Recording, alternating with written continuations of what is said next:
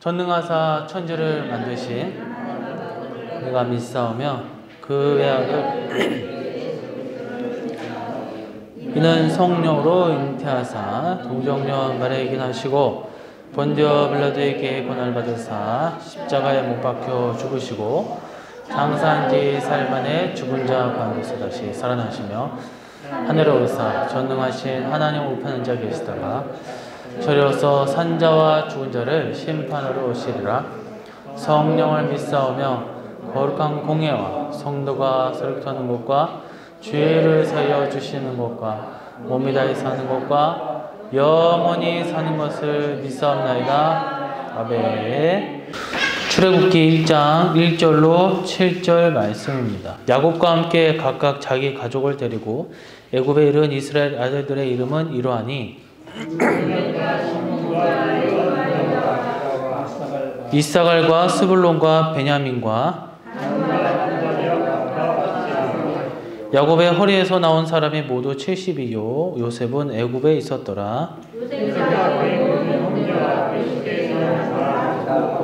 7절 이스라엘 자손은 생육하고 불어나 번성하고 매우 강하여 온 땅에 가득하게 되었더라.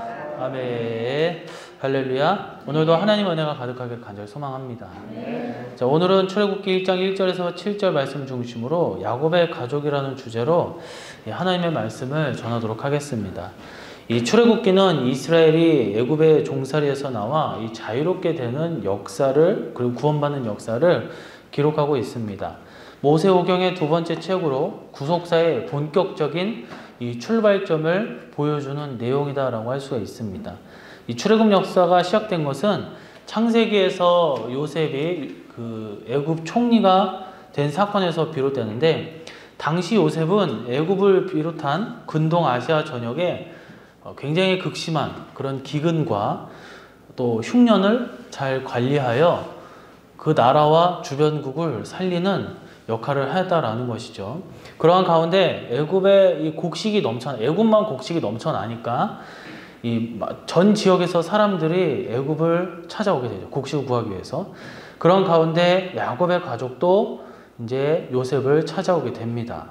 그리고 나서 어떻게 돼요? 아주 애굽으로 이주하게 되는 거죠. 그리고 거기서 번성하게 되자 이 애굽 왕의 박해를 받아 하나님의 도우심으로 다시 한번 이제 애굽을 떠나게 되는 그 여정을 그리게 되는 것이 바로 이 출애굽기 기록된 성경 말씀이라는 것이죠.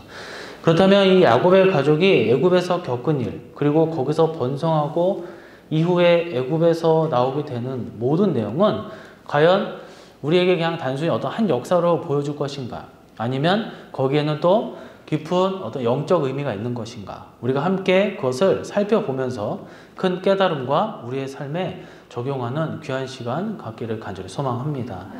첫 번째로 야곱의 가족의 모습을 통해서 우리가 알 수 있는 것은 야곱의 아들들이 애굽을 정착하였다라는 것입니다. 1절에 보면 야곱과 함께 각각 자기 가족을 데리고 애굽에 이른 이스라엘 아들들의 이름은 이러하니. 그러니까 야곱의 아들들이 애굽에 정착했다라는 거예요. 그렇다는 것은 오늘날 우리가, 교회가 하나님의 인도, 예수님의 인도를 받았음을 의미합니다. 그래서 야곱의 아들들, 야곱의 가족들이 애굽에 정착할 수 있었던 것은 한마디로 하나님께서 그들을 인도하여 주셨기 때문이라는 거예요. 이게 무슨 말이냐면, 그때 당시는 괴롭고 힘들 수 있지만 미리 이 형제들의 그 악행 가운데서도 하나님은 선하신 것을 이루어 나가시는데 요셉을 애굽으로 먼저 보내셨다라는 거예요. 그리고 애굽의 총리가 되게 하고 형들을 만나게 해서 결국에는 구원에 이르겠다라는 거예요. 그래서 형들을 다시 만나서 요셉이 한 말이 뭐예요? 당신들이 나를 팔아서 내가 여기에 온 것이 아니라 나를 이곳에 이끄신 분은 하나님이시다라는 거예요. 그러니까 즉 요셉은 당신들이 나를 팔았기 때문에 여기에 온 것이 아니다. 그래서 내가 당신한테 복수할 것이다. 그거에 대해서 너무 걱정하지 말라는 거야. 나를 애굽에 이끄신 분은 오직 하나님뿐이다라고 고백했다라는 거예요. 그러니까 마찬가지예요. 야곱의 아들들 모두가 그렇습니다. 야곱의 가족들이 애굽에 정착한 것도 하나님의 철저한 계획과 섭리 가운데 이루어졌다라는 거예요. 그래서 오늘 본문은 이른으로 번역된 원문 표현에 대해 말씀드리는데 이 단어는 들어가다, 들어오다, 오다 가다 등의 의미가 있어요. 그러니까 그냥 왔다 갔다 하는 그런 통상적인 표현이라는 거예요. 하지만 여기에 더 중요한 의미가 있는데 우리가 어디로 가든지 오든지 가든지 뭐 왼쪽으로 가든지 오른쪽으로 가든지 다 하나님께서 인도하신다라는 뜻이 담겨져 있다. 이끄신다라는 거예요. 그래서 야곱 가족이 애굽에 정착할 때 하나님께서 인도하시고 이끄셨듯이 우리의 삶의 전반적인 모든 것이 하나님께서 우리를 이끄신다라는 거예요.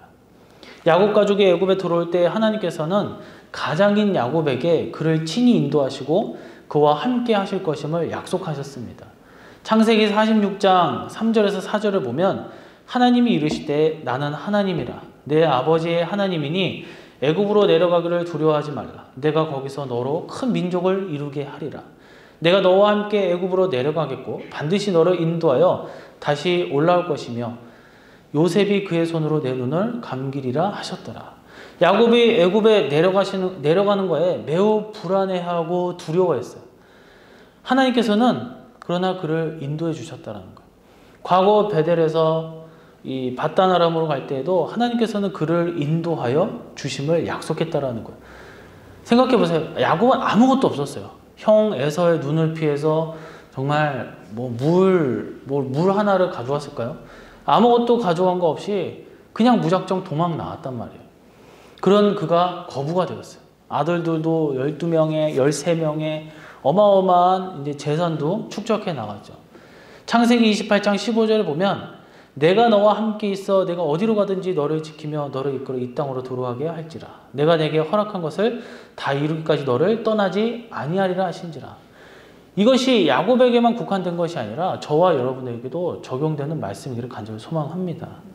우리의 삶의 전반적인 그러니까 하나님의 그 인도하심과 하나님의 모든 것을 맡길 때에 하나님께서는 모든 것을 책임져 주신다라는 거예요.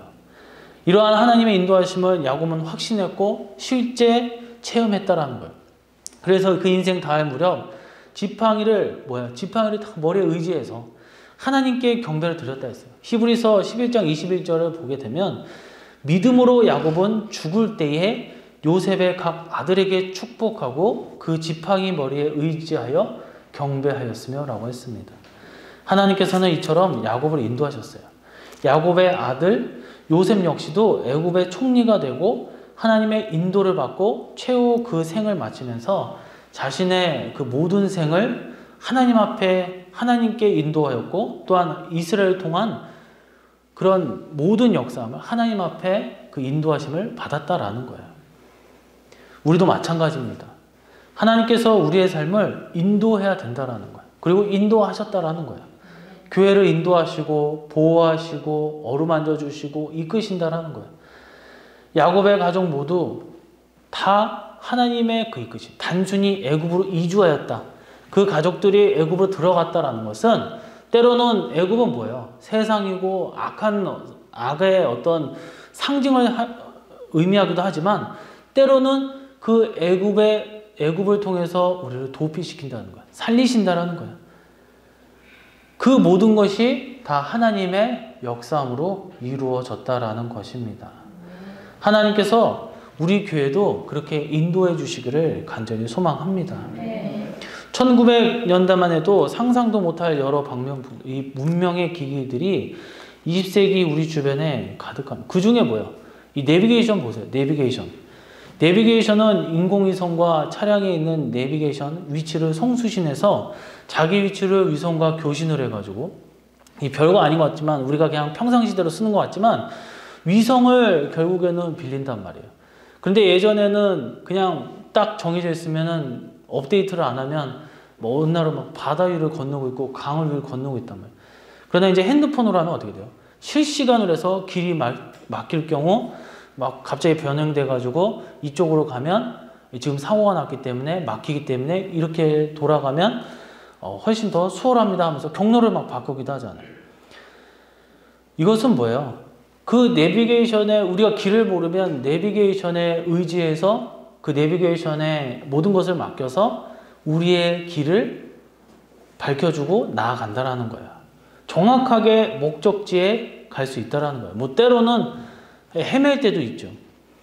우리의 길, 우리의 걸음, 이처럼 이 내비게이션 바라보면서 가듯이 우리의 전반적인 삶, 특히 우리의 신앙, 우리의 교회가 가는 길, 우리가 신앙에 가는 길, 믿음의 길 역시 마찬가지예요.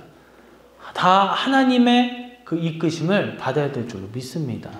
그러니까 생각해 보세요. 나는 수십 년을 내가 신앙생활을 했고, 뭐 50년, 60년 이상을 신앙생활하고 모태신앙이고, 뭐 무슨 직분자고 했는데, 하나님의 이끄심을 전혀 받지 못하고 내가 죽었다.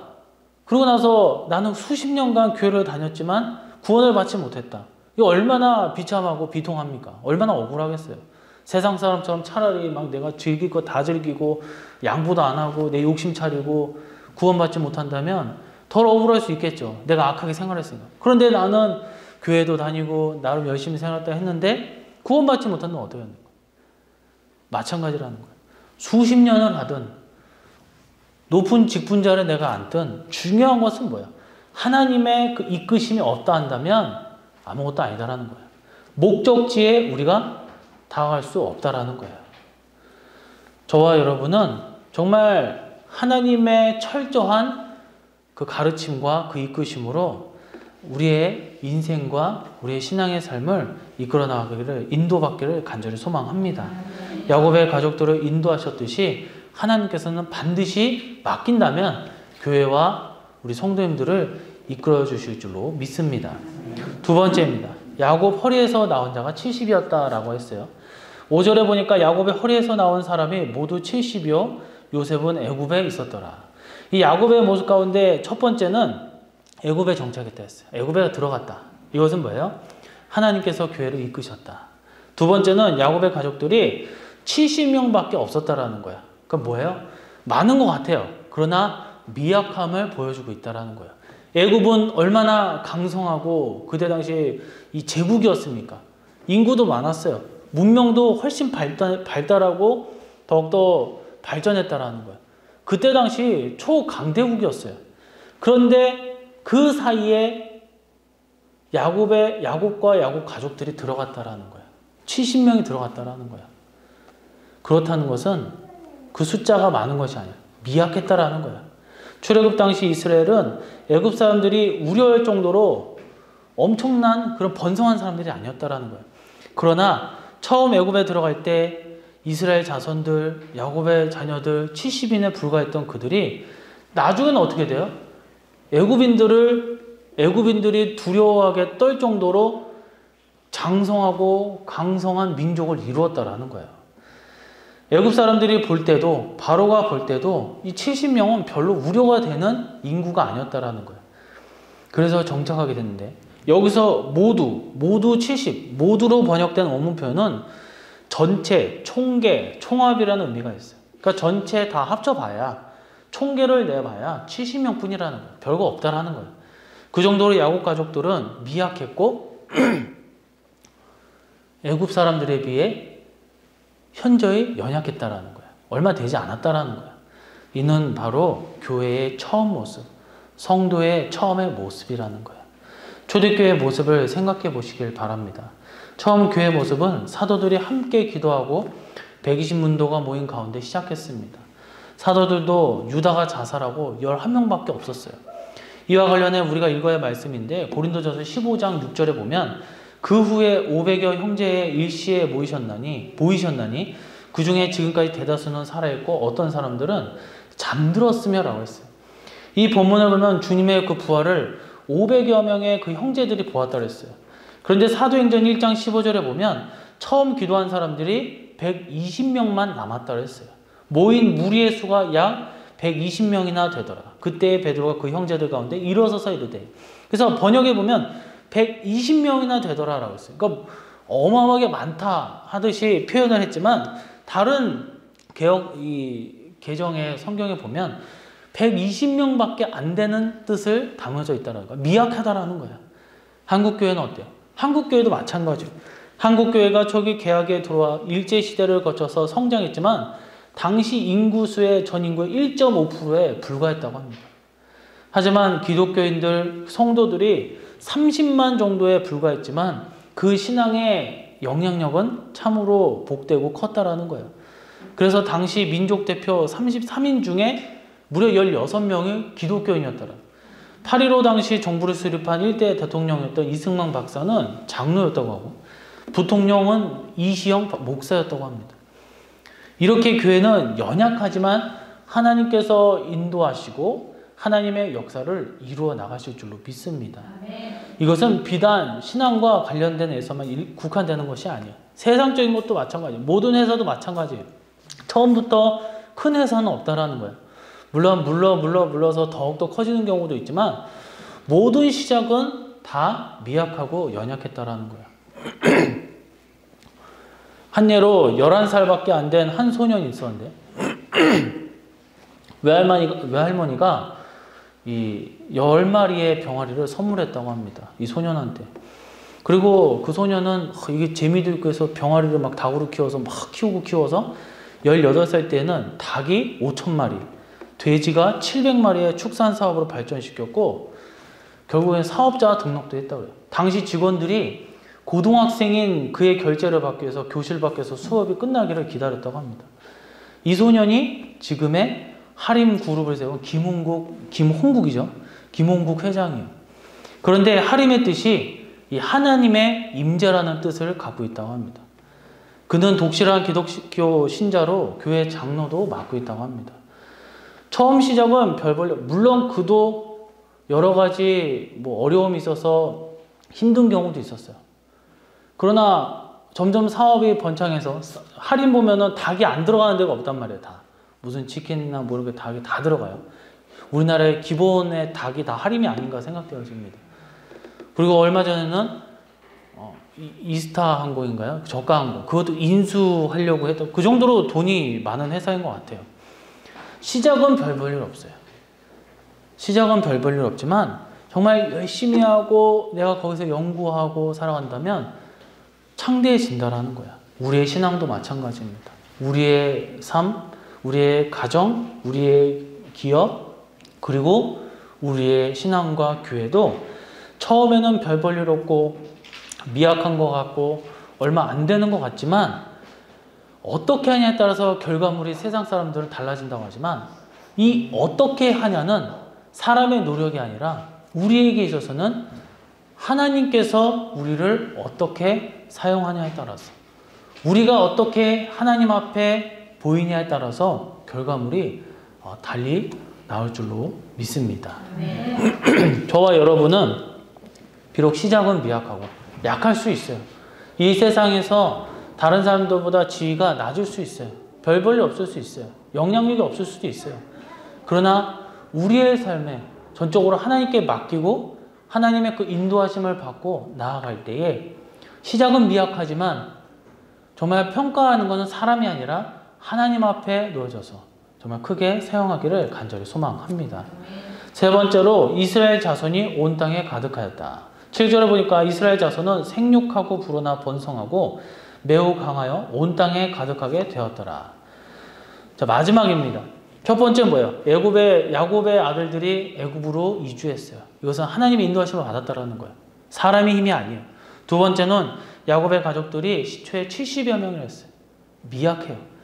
세 번째로는 이스라엘 자손이 애굽 온 땅에 가득했다라고 했어요. 이것은 하나님께서 결국 우리의 삶, 우리의 가정, 그리고 교회를 부흥케 하셨음을 의미합니다. 하나님께서는 아들 하나도 없는 아브라함에게 너의 씨가 하늘의 별과 바닷가의 모래알처럼 가득할 것이라고 예언하셨다라는 거예요. 그리고 그 약속을 하나님께서는 점차적으로 이루어 나가셨다라는 거예요. 물론 아브라함은 애굽의 그 시대를 그 민족이 강성하고 그리고 모세의 시대처럼 출애굽하는 모습을 보진 못했죠. 하지만 하나님께서는 아브라함에게, 이삭에게 야곱에게 분명하게 약속하셨고 그것이 수백 년을 흘러서 마침내 결실을 맺었다라는 것입니다. 본문에 보면 어때요? 그들이 온 땅에 가득했다 그랬어요. 처음에 온 그들은 뭐였습니까? 곡식을 얻기 위해서 이주했어요. 어떻게 보면 정말 비참한 상황이었어요. 누군가한테 빌부터 살아야 되고 의지해야 되는 상황이었어요. 그리고 불과 몇 명이에요? 70명밖에 안 됐어요. 그런데 7절의 말씀을 보니까 생육하고 불어나서 번성하니까 매우 강하다 그랬어요. 매우 강하다. 이 세력을 무시할 수 없을 정도로, 애굽 내에서 무시할 수 없을 정도로 매우 강하다 그랬어요. 본문은 그들이 온 땅에 가득하다라고 했어요. 애굽 사람들을 위협할 정도로.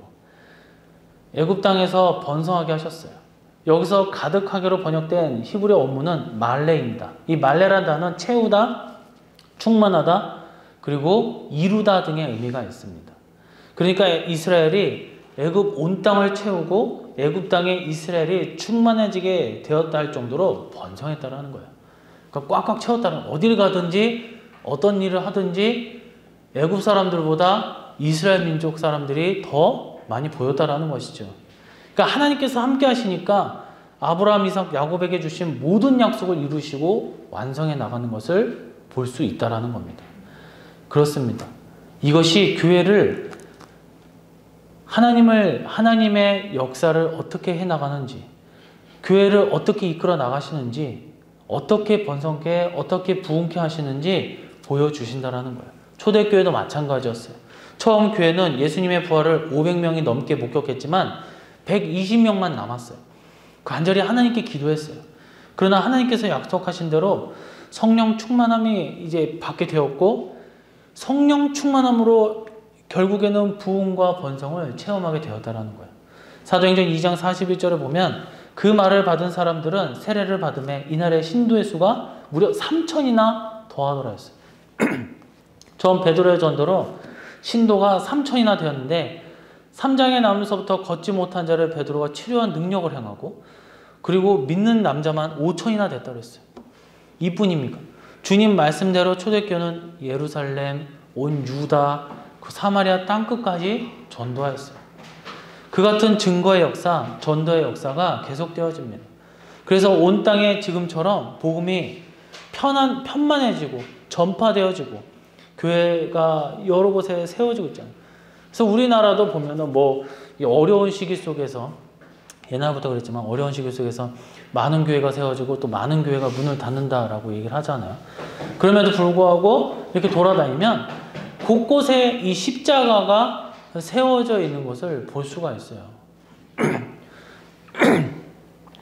교회는 예수님의 몸이에요. 그러니까 예수님의 몸이 곳곳에 세워져 있다는 거예요. 그렇다는 것은 뭐예요? 영적으로 우리나라는 많이 깨끗하다라는 거예요. 물론 이제 악한 부분들도 많이 있어요.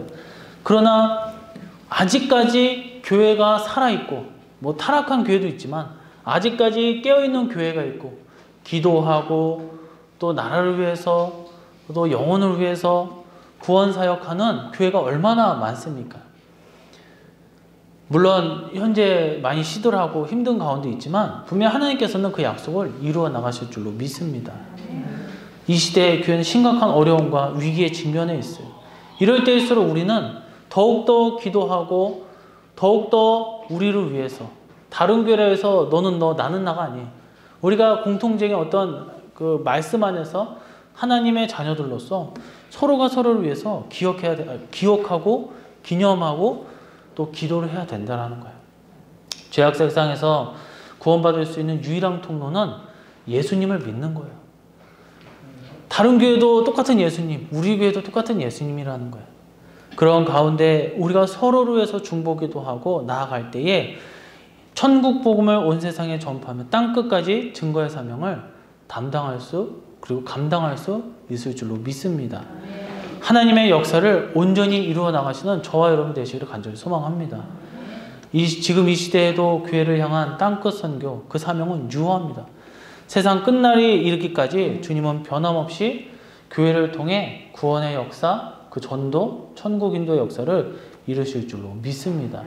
우리 교회뿐만 아니라 우리나라가 다시 한번 예배로 살아나고 복음을 전파하고 복음 선교와 국내뿐만 아니라 세계 선교를 주도해 나갔을 때 이 대한민국이 그리고 우리가 하나님 앞에 크게 쓰임 받을 수 있기를 주님의 이름으로 간절히 축원합니다. 말씀을 맺도록 하겠습니다.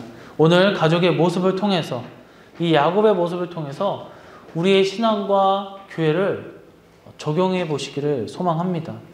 우리는 보잘것없어요. 우리는 연약해요. 힘이 없어요.